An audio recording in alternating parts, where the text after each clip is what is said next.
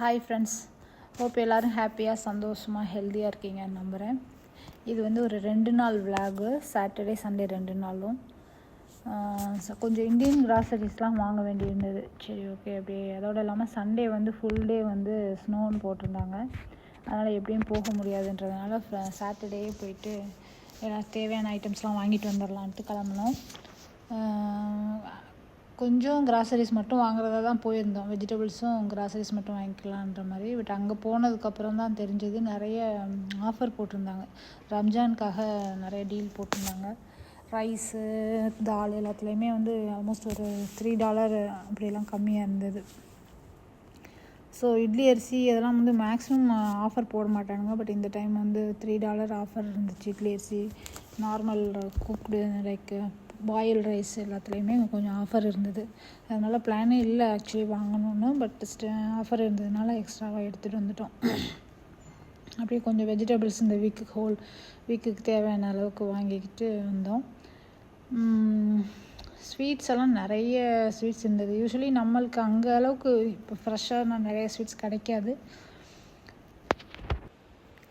But எங்களுக்கு இங்கே வந்து இதை பார்க்குறதே பெரிய விஷயமாக தான் இருக்கும். மொத்தமாக இவ்வளோ ஸ்வீட்ஸ் டுகெதராக பார்க்குறதே ஒரு பெரிய விஷயமாக தான் இருக்கும். அதில் நம்மளுக்கு என்னெல்லாம் பிடிச்சிருக்கோ அந்த மாதிரி ஸ்வீட்ஸ் எல்லாம் கொஞ்சம் எடுத்துக்கிட்டு வந்துட்டோம்.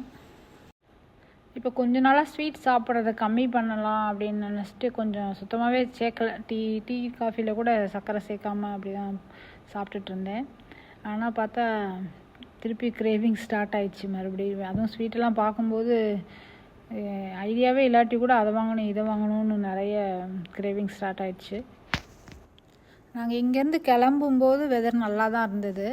ஆனால் வந்து சாயந்தரமாக போல் மழை ஸ்டார்ட் ஆகும்னு போட்டிருந்தாங்க. அதே மாதிரி திரும்பி வரும்போது நல்லா மழை பெய்ய ஆரம்பிச்சிருச்சு. சாட்டர்டே ஈவினிங் ஆரம்பித்த மழை அடுத்து சண்டே நைட்டு வரைக்கும் ஹோலாக பேஞ்சிட்டு இருந்துச்சு. சாட்டர்டே ஈவினிங் மழை கொஞ்சம் பேஞ்சிட்டு இடையில கொஞ்சம் கேப் விட்டுருந்துச்சு. அதுக்கப்புறம் மறுபடியும் பார்த்தா சண்டே மார்னிங்லேருந்து தூங்கி எழுந்திரிச்சதுக்கு அப்புறம்லாம் ஃபுல்லாக பேஞ்சிட்டே தான் இருந்துச்சு. எவ்வளோ நேரம் நின்றுச்சுன்னே தெரியல. அடுத்து அந்த ஹோல் டேயும் மழை பேஞ்சிக்கிட்டே இருந்துச்சு ஃபுல்லாக. நைட்டு கூட மழை நான் தூங்குறதுக்கு முன்னாடி ஒரு சின்ன கிளிப் எடுத்தேன். அப்போ கூட ஃபுல்லாக மழை பேஞ்சிட்டு இருந்துச்சு. இது வந்து சண்டே லன்ச்சு சமைச்சிட்ருக்கேன். சிக்கன் கிரேவியும் சிக்கன் பிரியாணி, சீரக சம்பா ரைஸில் சிக்கன் பிரியாணி பண்ணியிருந்தேன். மதியம் சமைக்கும் போதுமே நைட்டுக்கு பிளான் பண்ணி சிக்கன் கிரேவியை வச்சுட்டேன். ஸோ நைட்டுக்கு வந்துட்டு சப்பாத்தி இல்லைன்னா பரோட்டா, ரெடிமேட் பரோட்டா இருக்கும், அது போட்டுக்கலான்றதுனால ஃபஸ்ட்டே வந்து சிக்கன் கிரேவி வச்சு வச்சிட்டேன். கிரேவிக்கு வந்து கொஞ்சம் பட்டை, கிராம்பு, பிரியாணி இலையெல்லாம் போட்டு தாளிச்சிட்டு, அதுக்கு சோம்பெல்லாம் போட்டிருந்தேன் தாளிச்சிட்டு, அதுக்கப்புறமா கொஞ்சம் ஆனியன் நல்லா வதக்கிட்டு, அதுக்கப்புறம் வந்து இஞ்சி பூண்டு பேஸ்ட் கொஞ்சம் போட்டு வதக்கிட்டு, தக்காளி போட்டு வதக்கிட்டு, சிக்கனையும் அதோட கூட சேர்ந்து கொஞ்சம் நல்லா வதக்கணும். அந்த மசாலாலாம் அதோட சாறுற மாதிரி நல்லா வதக்கிட்டு, பொடி வந்துட்டு நான் எப்போவுமே யூஸ்வலாக வீட்டில் அரைச்சிருக்கிற பொடி போடுவேன். இந்த டைம் வந்து கொஞ்சம் வறுத்து அரைச்சி போட்டேன். சீரகம், சோம்பு, மல்லி 3 நல்லா வறுத்துட்டு, கொஞ்சம் மிளகாத்தூள் போட்டு வதக்கிட்டு, அதுக்கப்புறமா அந்த வறுத்து அரைச்சி வச்சுருந்த பொடியும் சேர்த்து போட்டு வதக்கி, கொஞ்சம் நல்லா அதை தண்ணி விடாமல் நல்லா வதக்கிட்டு, அதோட உப்பு மசாலா எல்லாம் நல்லா அதில் சார்ந்ததுக்கப்புறமா கடைசியாக கொஞ்சம் நேரம் ஒரு 1/2 டம்ளர் அப்படி தண்ணி விட்டு கொதிக்க வச்சுட்டு, அதுக்கப்புறம் வந்துட்டு கொத்தமல்லி, கருவேப்பிலை, கொத்தமல்லி, புதினா, கொஞ்சம் இது போட்டேன், கசூரி மேத்தி, இதெல்லாம் போட்டு கொஞ்சம் நல்லா வதக்கி விட்டுட்டு, அதுக்கப்புறம் ஒரு 1/2 டம்ளர் தண்ணி ஊற்றி கொதிக்க வச்சுட்டு இறக்கணுன்னா கொஞ்சம் நல்லா ஃப்ளேவர்ஃபுல்லாக, ரொம்ப தண்ணி ஏறாமல் கொஞ்சம் திக்காக சப்பாத்திக்கு சாப்பிட்ற மாதிரி நல்லா இருந்தது கிரேவி.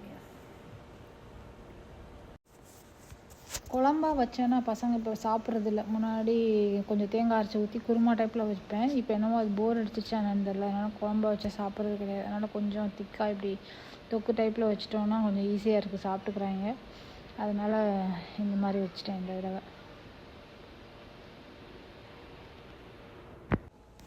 இது வந்து சப்பாத்தி, இட்லி, தோசை கூட நல்லாயிருக்கும். பிரியாணிக்கு வேணாலும் சைடிஷாக தொட்டுக்கலாம். கொஞ்சம் ரைத்தாவும் கொஞ்சம் கிரேவியும் வச்சு சாப்பிட்ற மாதிரி வச்சுக்கலாம். பட் இது கொஞ்சம் ஸ்பைஸியாக இருக்கிறதுனால நான் வந்து சப்பாத்தி, பரோட்டாவுக்கு, இட்லிக்கெலாம் ரொம்ப சூப்பராக இருக்கும். நான் வறுத்து அரைச்ச பொடியில் வந்து நிறைய பெப்பர் போட்டிருந்தேன். ஸோ பெப்பர் காரம் தூக்கலாக இருக்கிறதுனால நல்லா டேஸ்ட்டாக இருக்கும். சப்பாத்தி இல்லை பரோட்டாவோட சாப்பிடும்போது, இட்லி கூட சாப்பிடும்போதுலாம் ரொம்பவே நல்லா டேஸ்ட்டாக இருக்கும். சில்லி பவுடரை கொஞ்சமாக போட்டுட்டு பெப்பர் காரம் கொஞ்சம் எக்ஸ்ட்ராவாக அந்த சோம்பு, சீரகம், மல்லி, பெப்பர் எல்லாம் வறுத்து அரைச்சி போடும்போது இன்னும் கொஞ்சம் ஃப்ளேவர்ஃபுல்லாக இருக்கும். பெப்பர் காரம் இன்னும் டேஸ்ட் இன்க்ரீஸ் பண்ணி கொடுக்கும்.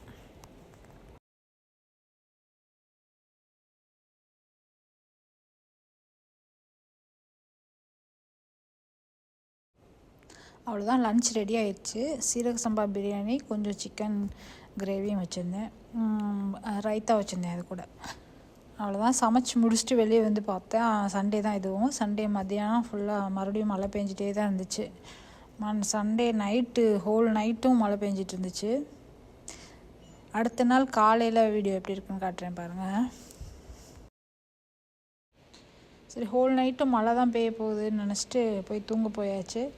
காலையில் எந்திரிச்சு வந்து பார்த்தா ஃபுல்லாக ஸ்னோ. எல்லா பக்கமும் ஒரே வெள்ளை வெள்ளைன்னு நல்லா பளிச்சுன்னு நல்லா ஸ்னோ விழுந்து கிடந்துச்சு. அவ்வளோதாங்க, இந்த வீடியோ வந்து 2 நாள் வீக்கெண்டு விலாகும் முடிஞ்சிடுச்சு. இது மண்டே மார்னிங் ஸ்னோ விழுந்துருக்குது, Monday morning. Week days as usual நம்ம வேலைக்கு கிளம்புறது, சமைக்கிறது, லன்ச் பேக் பண்ணுறது, பிள்ளைங்களை கிளப்புறது, இந்த வேலைகள்லாம் இனி வந்து பார்க்க ரெடி ஆகணும். இந்த வீடியோ உங்களுக்கு பிடிச்சிருந்ததுன்னா இந்த வீடியோவுக்கு ஒரு லைக் கொடுங்க. மறக்காமல் என் சேனல் சப்ஸ்கிரைப் பண்ணி சப்போர்ட் பண்ணுங்கள். தேங்க்யூ ஃபார் வாட்சிங்.